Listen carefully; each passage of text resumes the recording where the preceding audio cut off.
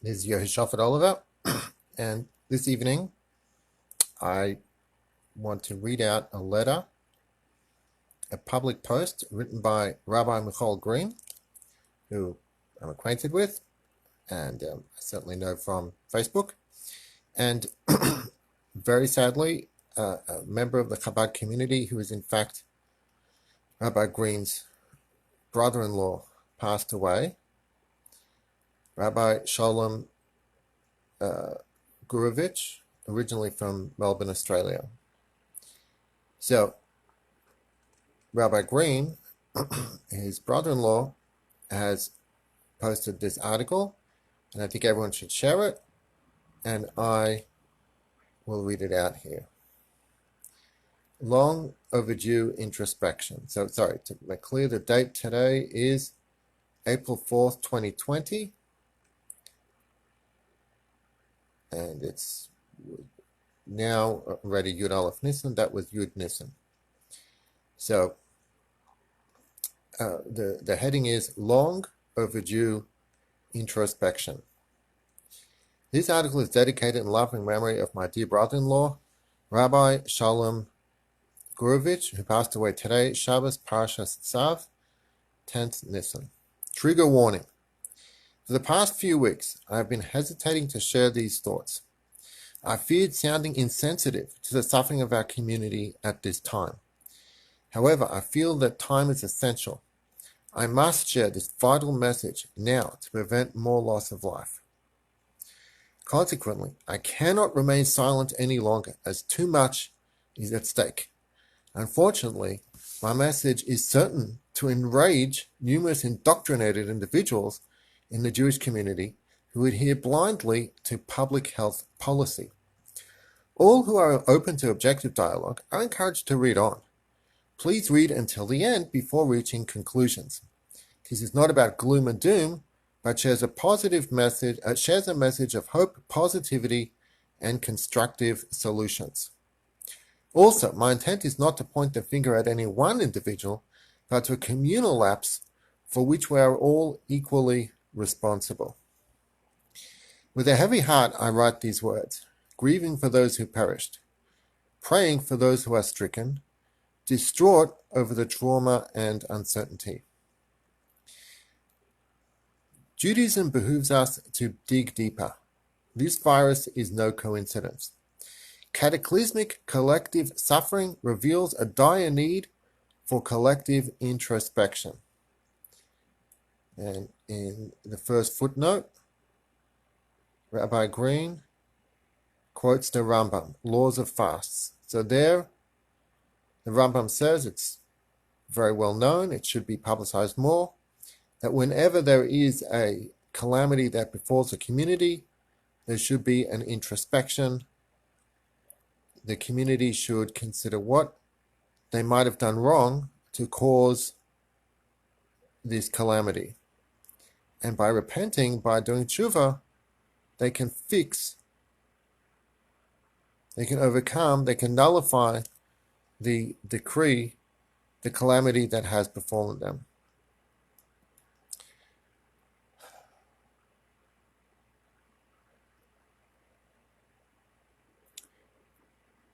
Okay, cataclysmic collective suffering reveals a dire need for collective introspection. It is a spiritual game changer. How might we mend our ways and bring healing to our ailing people? So, we must introspect and consider what could possibly be the cause of this terrible calamity. It is not just about those who are ailing, it's all of us. Each of us sits isolated in our homes like lepers, as a person who has been excommunicated, strictly banned from shul or any communal prayer. Schools and yeshivas, rabbinic colleges, are shut down. The Rebbe's own shul and base medrash, the Lubavitcher Rebbe, 770, in Crown Heights, is locked up and empty. Instead of lamenting our plight, it's time to be proactive. Let us search and examine our ways, and let us return to God. There is no effect without a cause. This novel virus and the upheaval that has ensued are truly unprecedented. It follows that something unprecedented occurred that precipitated such a novel crisis. What could it be? Evil gossip, lashon hara, has been around since time immemorial, other sins too. If anything, the general trajectory of worldwide Jewish observance has been a positive one. Has any violation of Torah occurred in the recent past that can be said to be truly unprecedented? Our sages taught, if a person sees that suffering has befallen him, he should examine his actions. If he examined and found no transgression, for which that suffering is appropriate, Rashi, he may attribute his suffering to dereliction in the study of Torah. So dereliction of Torah study is indeed presumed to be the culprit. But what type of extraordinary bitul Torah, extraordinary lack of study of Torah, dereliction of Torah, could have possibly resulted in such an extraordinary shutdown of society? We need not look too far. Alas, this past year has witnessed a grave preponderance of communal bitul Torah, nullification of Torah study, that was truly unparalleled in the annals of Jewish history. Bitul Torah, which is, again, dereliction of Torah study, of the very worst degree. 1 year ago, in the winter of 2019, thousands of Jewish children were summarily banned from schools during a measles outbreak. The reason cited was the lack of immunity to the measles virus. Public health policy deemed these otherwise healthy children a risk to others, since they can become asymptomatic carriers, i.e. contagious before showing symptoms.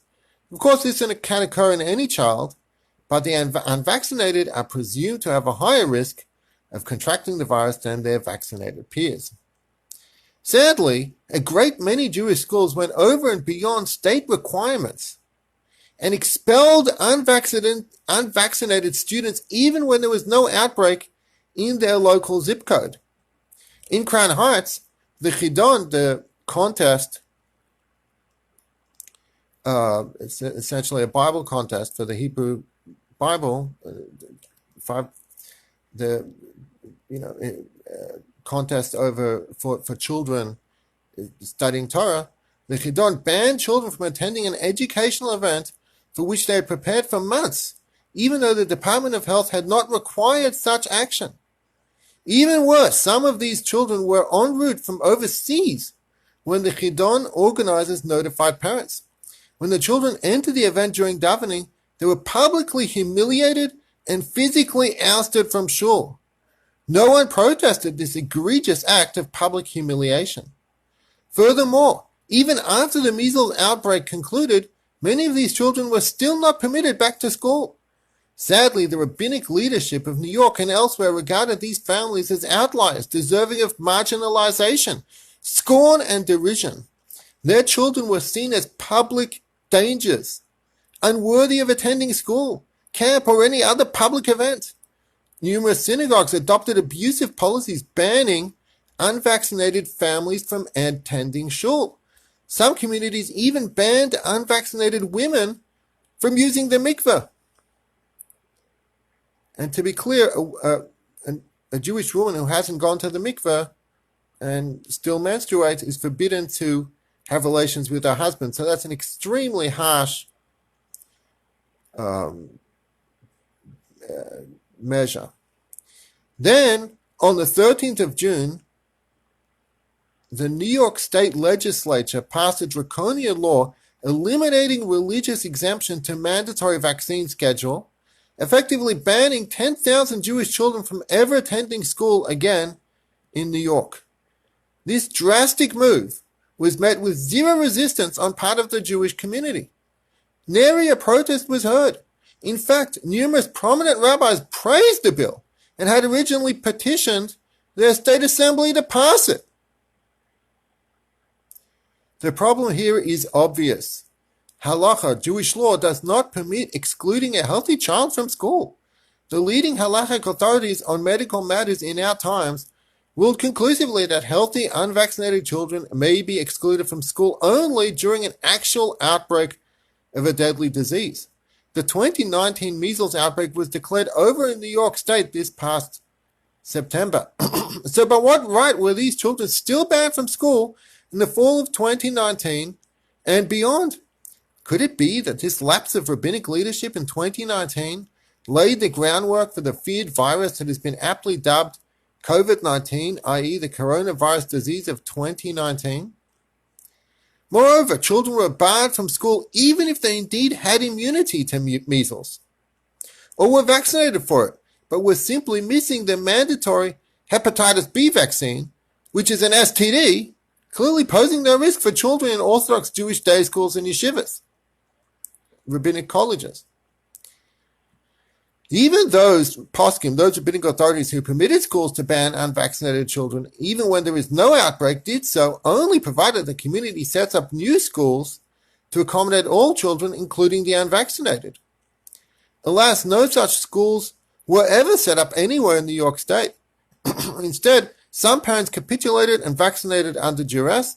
Some parents signed their children up for online instruction, while other children just stayed home to roam the streets, to be deprived of an education. This dire situation was truly unacceptable. It was already foreseen by our sages nearly 2,000 years ago. Shortly before the destruction of the Second Temple, in the days of Yeshua ben Gamla, our sages enacted a communal obligation on every single Jewish community throughout the world to hire Torah teachers for all children of the city.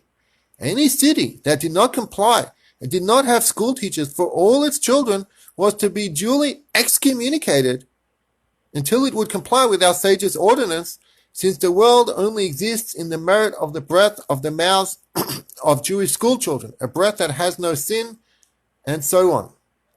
After learning of this unjust school policy, an unjust legislative act that's cemented into law, I spent months sending letters to rabbis of New York demanding that they protest this dire lapse in Torah education. I published an op-ed in the Jewish press stating that we're guilty of cherem, and until we get cherem is excommunication, we deserve excommunication, until we get these children back into school. All my pleas fell on deaf ears. The state of California passed a similarly draconian law banning unvaccinated children, and several other states are currently trying to follow suit. These laws have been largely met with silence on the part of the Jewish community. This betrayal of Jewish children is shockingly novel and unprecedented.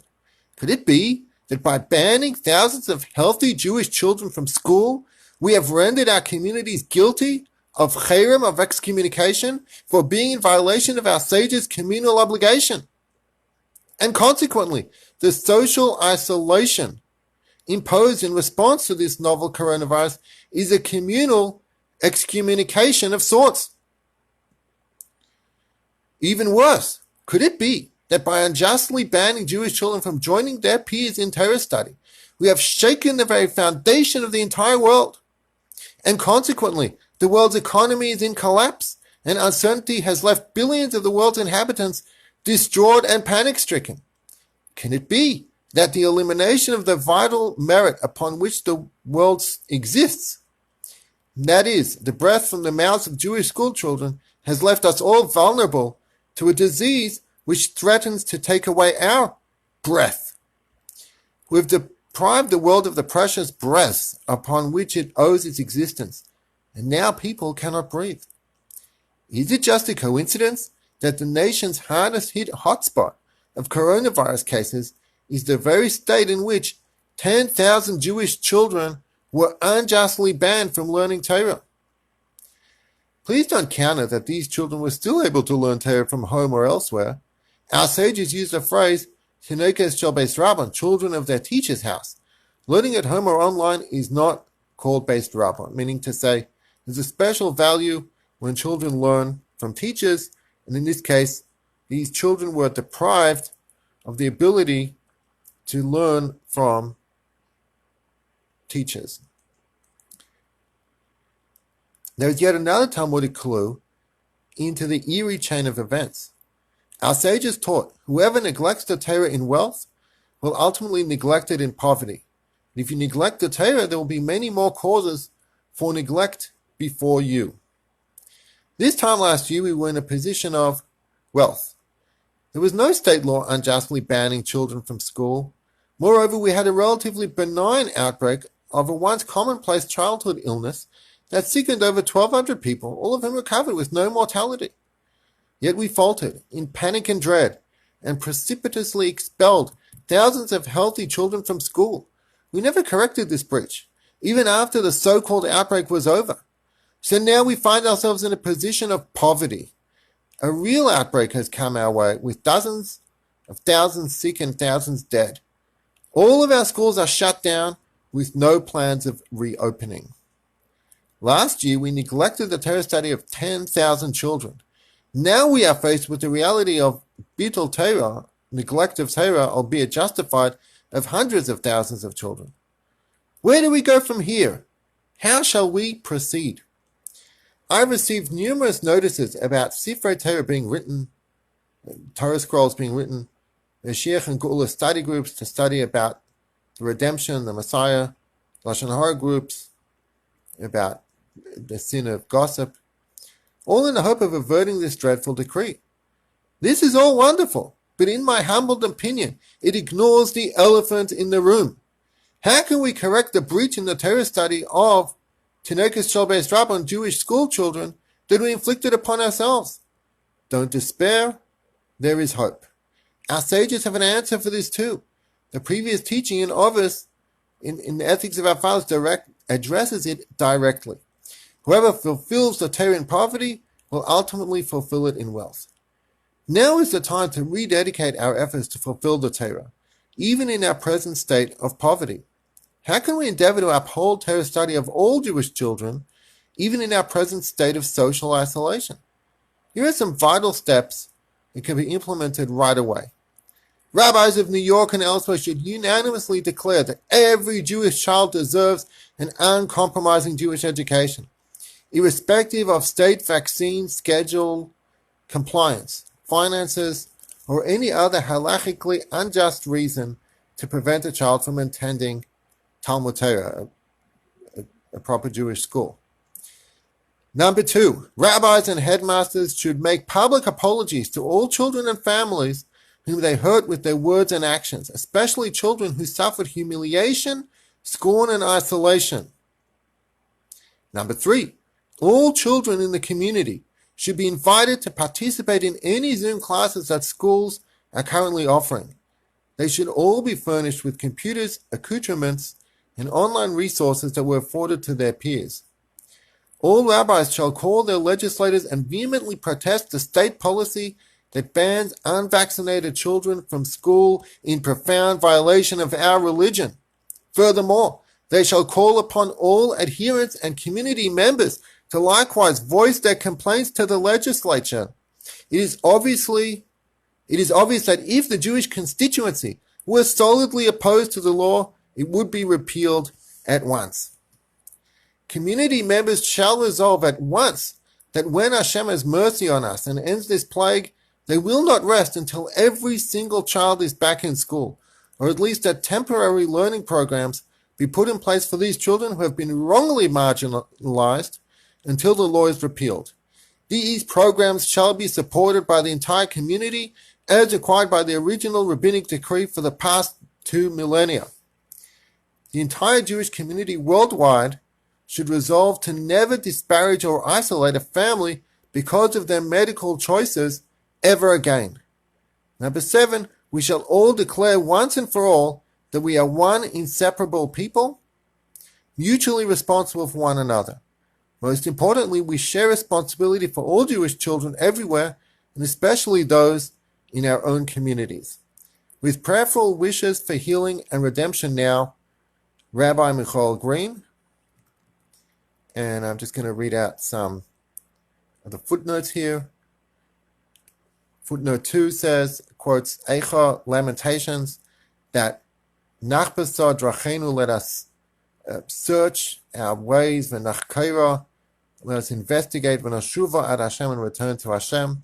In a time of a calamity, we should make an introspection. Footnote 4, Rabbi Dr. Avraham Steinberg, leading neurologist and ethicist of Shaarei Tzedek Hospital, recently sent me 2 letters confirming his ruling and rabbinic consensus on this matter. Letter available upon request. On the matter that unless there's an outbreak, no child should be deprived of a Jewish education because his parents do not want them to be vaccinated, the child to be vaccinated. He also stated clearly that Orthodox Jewish children should not be required to get the hepatitis B and HPV vaccines since they are STDs and pose no risk for these children. It shouldn't pose risk for any children, but that's a separate matter. Footnote 5, Rabbi Yitzchak Bredowitz, another posek, another halachic, another great rabbi on medical matters, expressed this view to me via email. Furthermore, he agreed that children, which view did he express via email?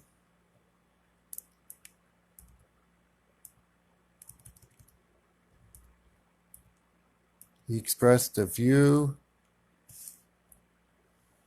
that only if there is already a new school to accommodate the children whose parents refuse to have their children vaccinated, only if there's a new school set up for the purpose of those children, are the other schools allowed to ban unvaccinated children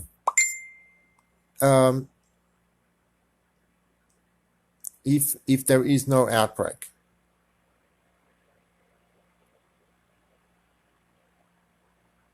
So the community must always provide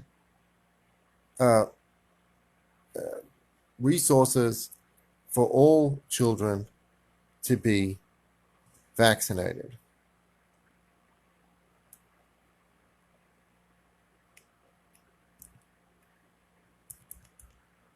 Okay. Footnote 8. It should be noted that the Rambam in the Laws of Torah Study rules that if the city still refuses to hire teachers for all its children, even after being excommunicated, then the city should be destroyed. Jewish people must move away from such a community which is to be dismantled and abandoned since it would not provide teachers for its children. Okay, footnote 10.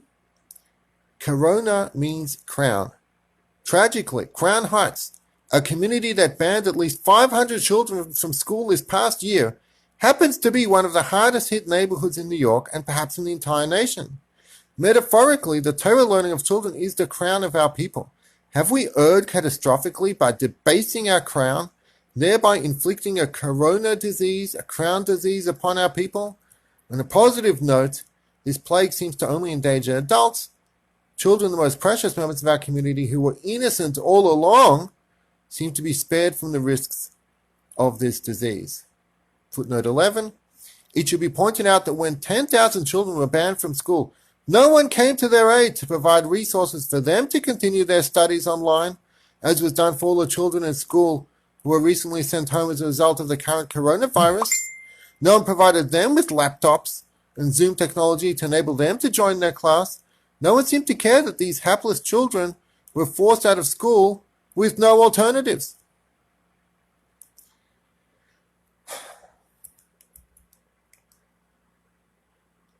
And the last footnote, he says that had the Jewish community protested, these laws would be repealed because these laws mandating vaccination only passed narrowly by a few votes.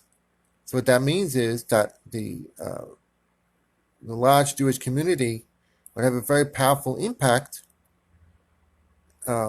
in such a vote, which was very close, and yet, so therefore it really was in the hands, and therefore the fault of the Jewish community for not standing up against this law, and all the more so for those who supported the law, banning children from school because their parents disagreed and did not want their children to be vaccinated. So, thank you for listening. I want to again applaud Rabbi Michoel Green for his statement here. It's it's published on his blog, West Borough, that's BORO, rabbi.blogspot.com, Saturday, April 4th, 2020. So Hashem should help that his words should be heeded, and we should have Mashiach now. Everyone should have a kosher and joyful Pesach. God bless.